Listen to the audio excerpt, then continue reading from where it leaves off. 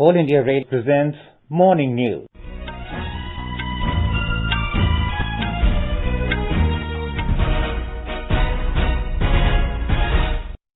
Good morning. I'm Naresh Margo, and with me is Vaibhav Jyosna Srivastava.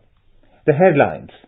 COVID-19 fatality rate in the country falls below 2.5%, one of the lowest in the world. Government to start e-campaign on voluntary compliance of income tax for convenience of taxpayers from today. Northern Railway provides 503 isolation coaches as COVID care centres in Delhi. Country receives 6% more rainfall than normal so far this monsoon season, and UAE launches its first space mission to Mars from Japan. The government has said that India's case fatality rate of COVID-19 has fallen below 2.5% for the first time. The Union Health Ministry said India has one of the lowest fatality rates in the world. It said the focused efforts of centre and states and union territories governments on efficient clinical management of hospitalized cases have ensured the case fatality rate has fallen to 2.49%. The ministry said, with effective containment strategy, aggressive testing and standardized clinical management protocols based on holistic standard of care approach, the case fatality rate has significantly dipped. Under the guidance of the centre, the state and UT governments have ramped up testing and hospital infrastructure by combining public and private sector efforts. Many states have conducted the population surveys to map and identify the vulnerable population like the elderly, pregnant women and those with comorbidities. The Health Ministry has said at the ground level, frontline health workers like ASHAs and ANMs have done a commendable job of managing the migrant population and to enhance awareness at the community level. As a result, there are 29 states and UTs with case fatality rate lower than the national average. 5 states and union territories have a zero case fatality rate, while 14 states and UTs have a case fatality rate of less than 1%. The central team has asked the Bihar government to hike testing capacity in view of the spike in COVID-19 cases throughout the state. Citing the Bihar case doubling rate, which is around 12 days, the team forewarns the state to prepare itself to admit new cases in hospitals. The team also stressed on increasing the testing capacity through RT-PCR, a confirmatory test for COVID-19. The 3-member central team, led by Joint Secretary in the Ministry of Health and Family Welfare, Love Agarwal, who is on a 2-day visit to Bihar, visited the containment zones in Patna and reviewed the measures.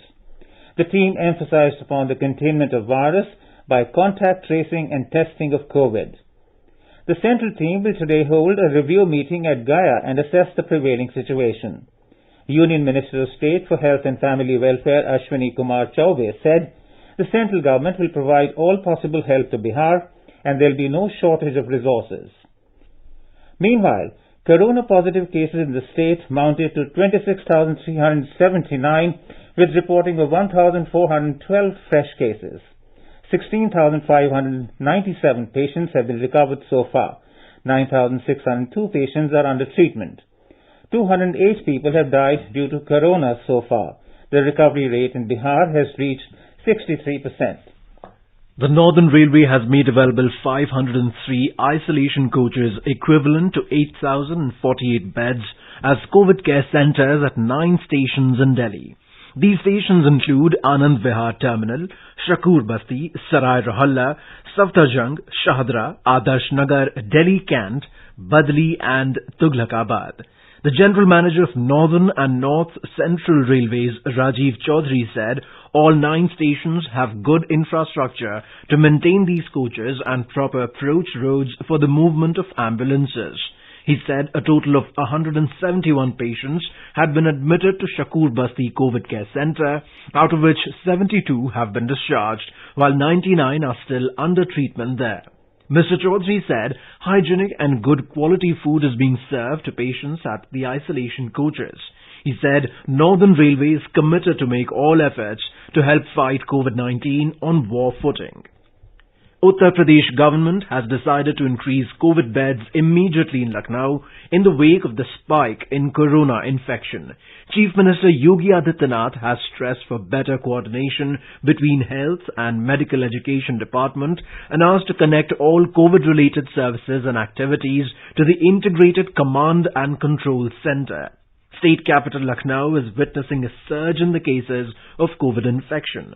With the growing number of COVID patients, district administration has decided to impose restrictions in 4 police circles in the city. More from our correspondent. Chief Minister Yogi Adityanath took stock of the latest situation and gave directions to the senior administrative officials and directors of premier health institutes in the city to develop a standard operating procedure for the treatment of patients. Chief Minister has asked officials to ensure contact tracing of the patients. He also instructed Chief Secretary to appoint DG Health in state. With 392 new cases in last 24 hours, number of active COVID patients in Lucknow has reached 2,509. Restrictions are imposed in 4 localities of the city starting from 5 a.m. this morning, and these areas would remain under restrictions up to 10 p.m. of July 24. Administration has taken over several hotels in city for providing better facilities and health services to the asymptomatic patients who will have to pay a fixed amount for treatment and stay. Sushil Chandra Tiwari, AIR News, Lucknow.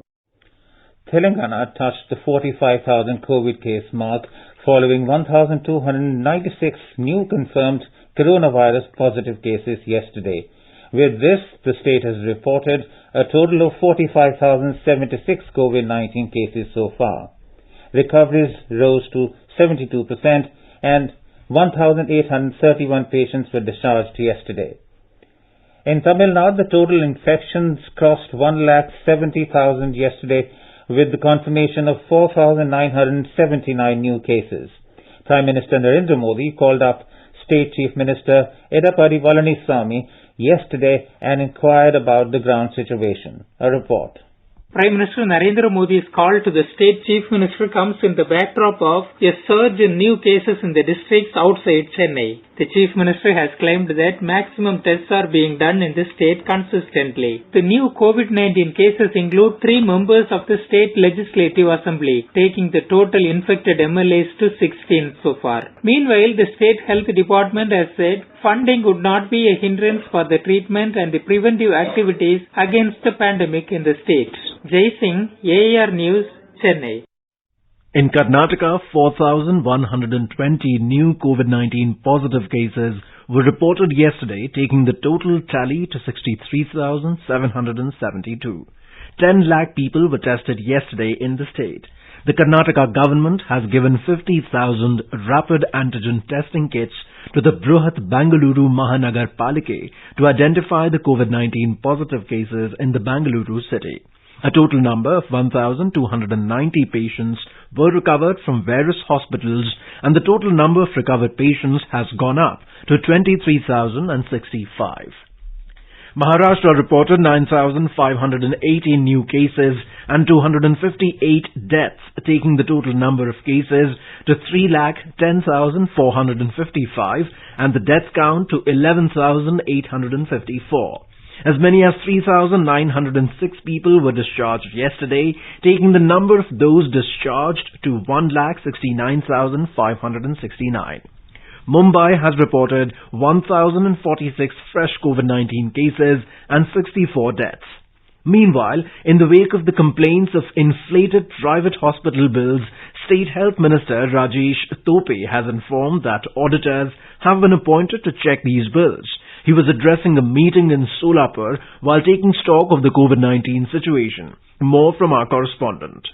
Maharashtra's Health Minister Rajesh Tope informed that independent auditors have been appointed to verify bills of COVID-19 patients treated in private hospitals. Amid constant complaints of inflated private hospital bills, he assured that the bills of the patients admitted for COVID-19 will only be given to them after being inspected by an auditor. Health Minister assured that the state government has increased testing across the state. He also informed that plasma therapy will be conducted in 18 medical colleges. He has suggested the concerned officials to create a dashboard to let people know how many beds are vacant in which hospital. Madhuri Pange, AIR News, Mumbai.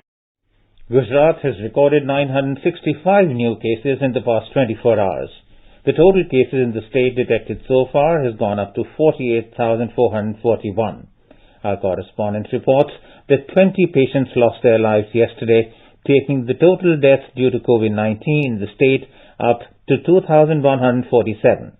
Out of 965 new cases, maximum 206 cases have been reported from Surat city. Ahmedabad city recorded 186 new cases. The conditions of 69 patients are serious. 877 patients have been discharged after recovery during the last 24 hours. The total patients recovered from the COVID-19 have gone up to 34,882. Out of 20 deaths recorded yesterday, 6 deaths each recorded in Ahmedabad and Surat. More than 5,36,000 tests have been carried out till date. Yogesh Pandya, ARA News, Ahmedabad. Meanwhile, the Union Territory Daman has reported 20 new cases, while 9 patients are discharged after recovery. Our Daman correspondent reports that the total number of COVID-19 cases has gone up to 350. In Madhya Pradesh, devotees from outside the state will not be allowed to enter the Mahakal Temple campus in Ujjain from today in view of the rising number of COVID-19 cases.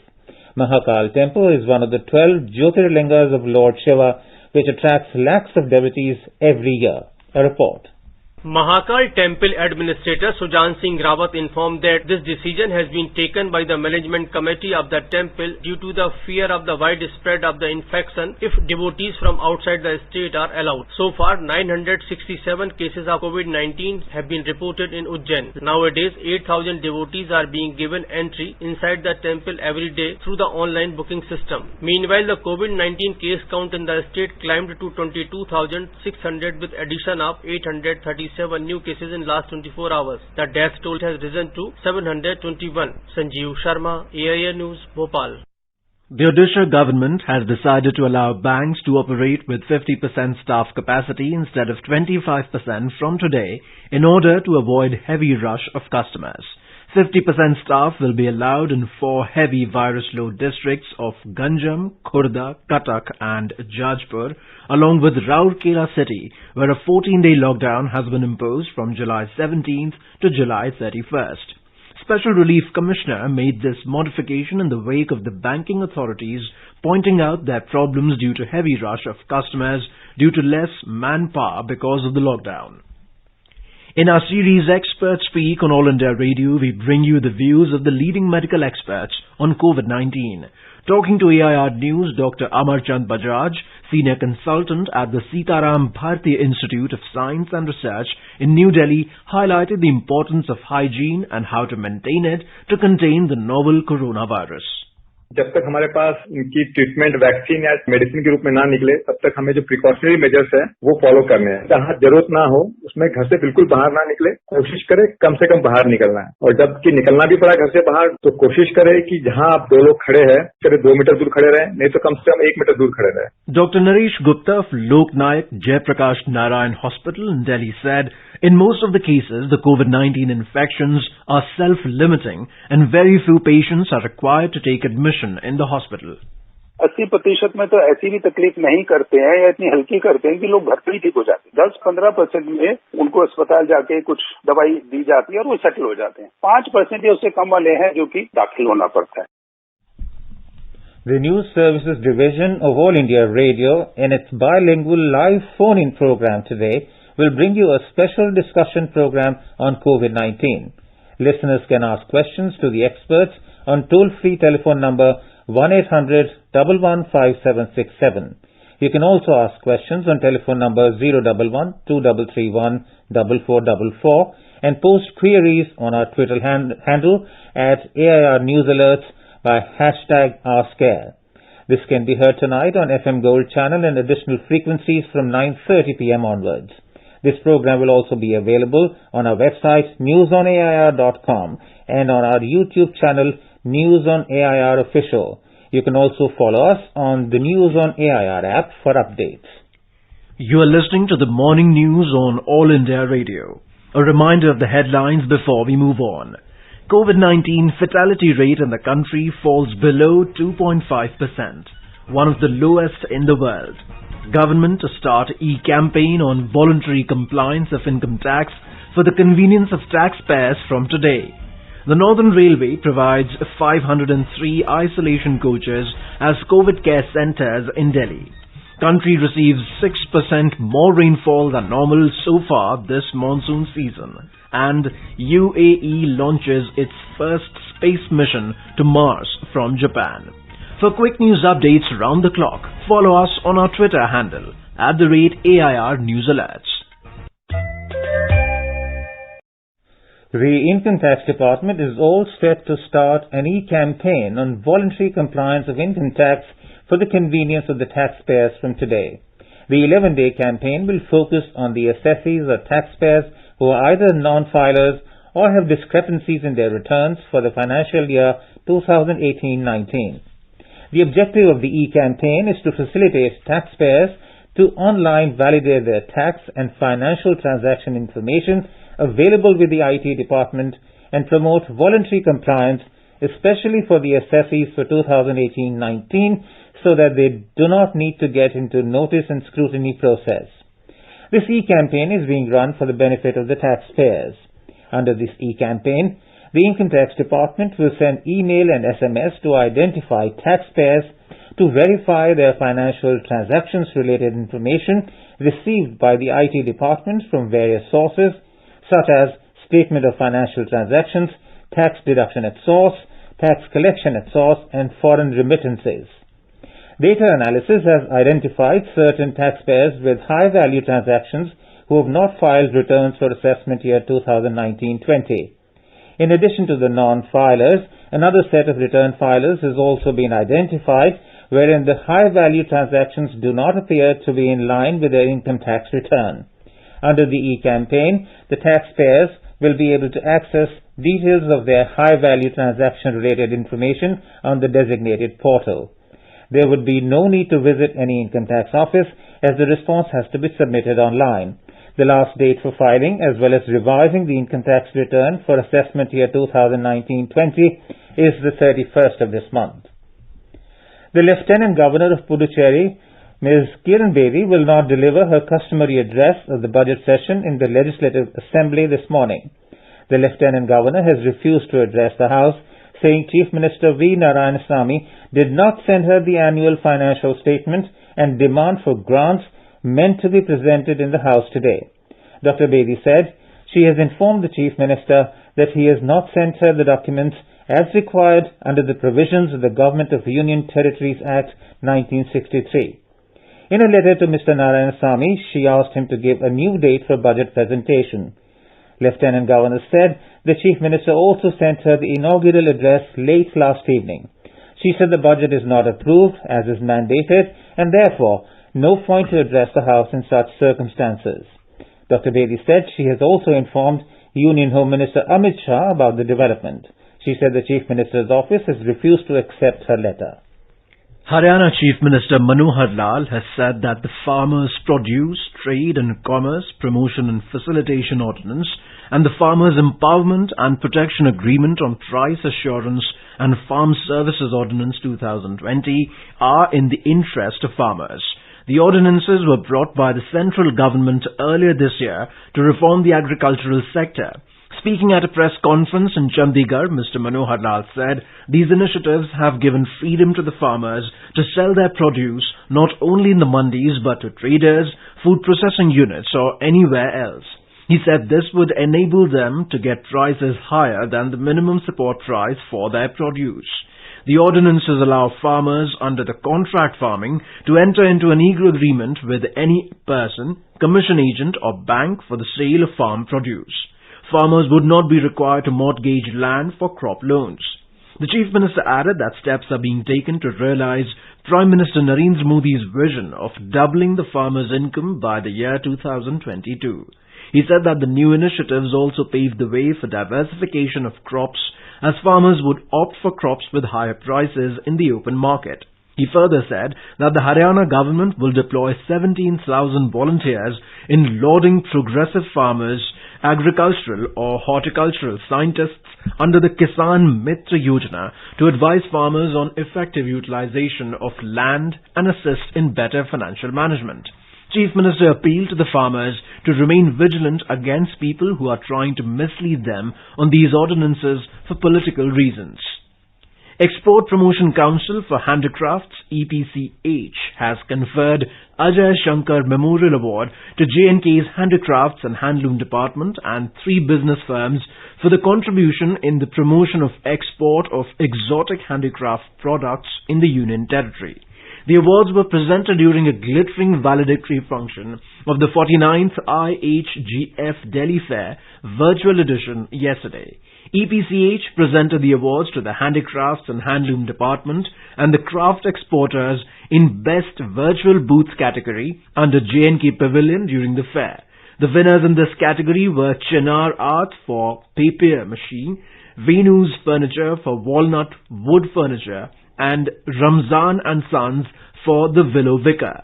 The virtual fair has come as a shot in the arm for J&K's handicrafts industry amidst the pandemic, with more than 7,000 queries generated from global buyers.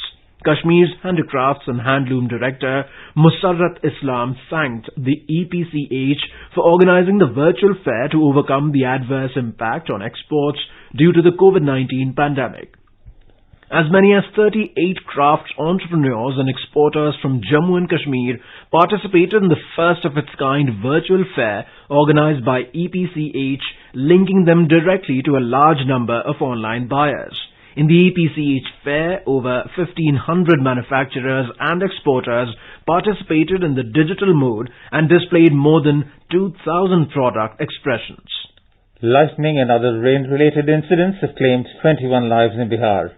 7 others were injured in the state during the past 24 hours. The highest casualties of 5 were reported from Gaya district, followed by 4 in Saran.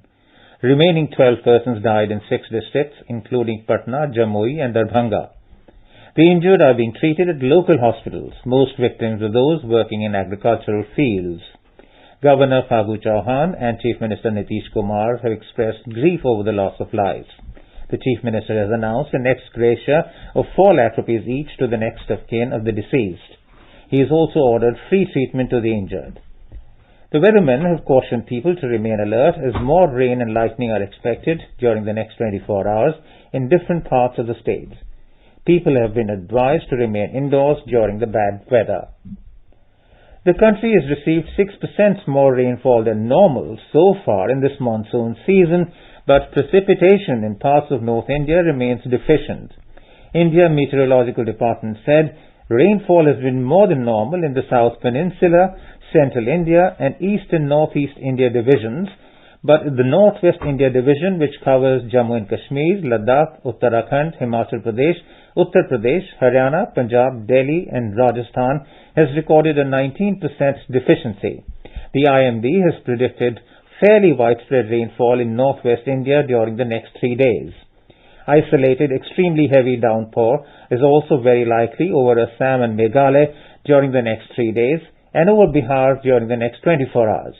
With the national capital Delhi receiving heavy rain yesterday, the overall precipitation in the city in this month is now in the surplus category, 8% more than normal. In Uttar Pradesh, light to moderate rains accompanied with thunderstorm occurred at a few places yesterday. Weather Office has forecast heavy to very heavy rain at isolated places in the state today. Rain and thunder shower is very likely in most places in the state tomorrow. In Himachal Pradesh, several places received light to moderate rainfall in the past 24 hours.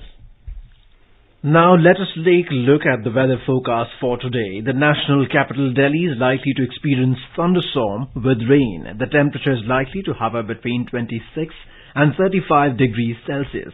Mumbai is likely to witness generally cloudy sky with moderate rain. The minimum temperature was 26 degrees Celsius, while the maximum is expected to be 33 degrees Celsius.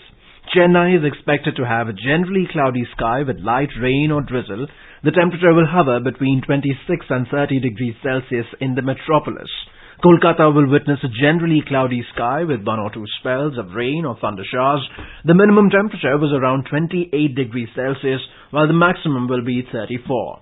On to the north, in the Union Territory of Jammu and Kashmir, the minimum temperature was 26 degrees Celsius in Jammu, while the maximum will be 34. The city will have a partly cloudy sky with possibility of rain or thunderstorm or a dust storm. In Srinagar, the minimum temperature was 20 degrees Celsius while the maximum is likely to be 32. The city will have a partly cloudy sky with the possibility of rain or thunderstorm or dust storm. Gilgit is also likely to have partly cloudy skies with the possibility of rain or thunderstorm or dust storm, and the temperature will vary between 18 and 34 degrees Celsius. Muzaffarabad too will have partly cloudy skies with the possibility of rain or thunderstorm or dust storm, and the temperature is likely to fluctuate between 24 and 36 degrees Celsius. UAE's historic journey to Mars has been successfully scripted from the Tanegashima Space Center in Japan. The spacecraft Hope probe took off in early morning launch. H-2A, the rocket carrying the Hope probe to space, was launched from the Tanegashima Space Center in Japan. It is the Arab world's first interplanetary landmark mission, putting the UAE firmly ahead of all the countries in the Middle East in the area of space and technology. Hope probe spacecraft is expected to reach the Red Planet by February 2021 to coincide with UAE's 50th anniversary of its formation. The orbiter Hope is expected to take images and send back data of the distant Red Planet. We have a report. The successful launch of the orbiter Hope probe to Mars has put UAE firmly ahead of the countries in the Middle East in the field of space and technology. We have liftoff. H-2A, the rocket carrying the Hope probe to space, has launched from the Tanegashima Space Center in Japan. The Dubai media office tweeted after the early morning launch. The Hope probe, suitably named by the UAE government, will take around 7 months to the Red Planet and send back data about the atmosphere. It will coincide with UAE's 50th anniversary of its formation. The corona pandemic did not deter the attempt of the UAE government to showcase the dreams and ambitions of the Emiratis in the field of science and technology. It is expected to ignite and inspire the youth in the Arab region. The launch of the satellite is also a signal of the intent to project the country's future based on a knowledge economy. Kanchan Prasad, AIR News, Dubai. Prime Minister Narendra Modi continues to be the world's top favorite leader on Twitter with 60 million followers. The Prime Minister's Twitter account surpassed the 60 million mark yesterday, reaffirming him as the most followed Indian leader across the globe. He is also among the few global leaders after former US President Barack Obama and his successor Donald Trump to cross the 60 million mark in terms of followers on his social media account. Dr. Aman Puri has taken charge as the new Consul General of Dubai. Before joining the Indian Consulate in Dubai, Dr. Puri was the Consul General at the Indian Consulate in Birmingham. And now an overview of today's newspapers. On the continuing COVID pandemic, the Indian Express writes, COVID fatality rate drops below 2.5%. Gujarat and Maharashtra still a worry. The Statesman says 7 Indian pharma players are in race to develop the COVID-19 vaccine. States, union territories differ on date for reopening schools, reports The Hindu. Mail today says Modi to be at Ayodhya Temple Gala on the August 5th. BJP picks Dhankar as Haryana chief to woo Jats, says The Tribune. The Hindu reports the chaos in Delhi after torrential rain lashed the capital on Sunday morning, 1 dead as heavy rain lashes Delhi. Government may allow 100% FDI in completed housing projects, writes The Economic Times.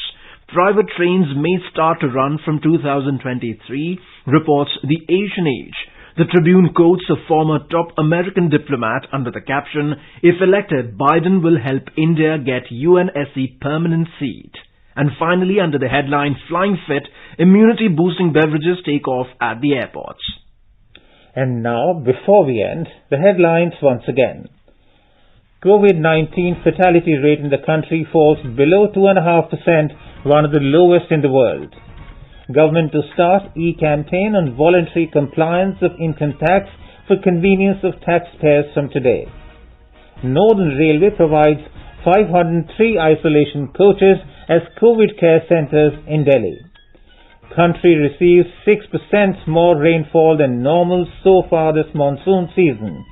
And UAE launches its first space mission to Mars from Japan. For details of these stories and more, log on to our website www.newsonair.com and on News on AIR app. And with that, we end the morning news. Have a nice day.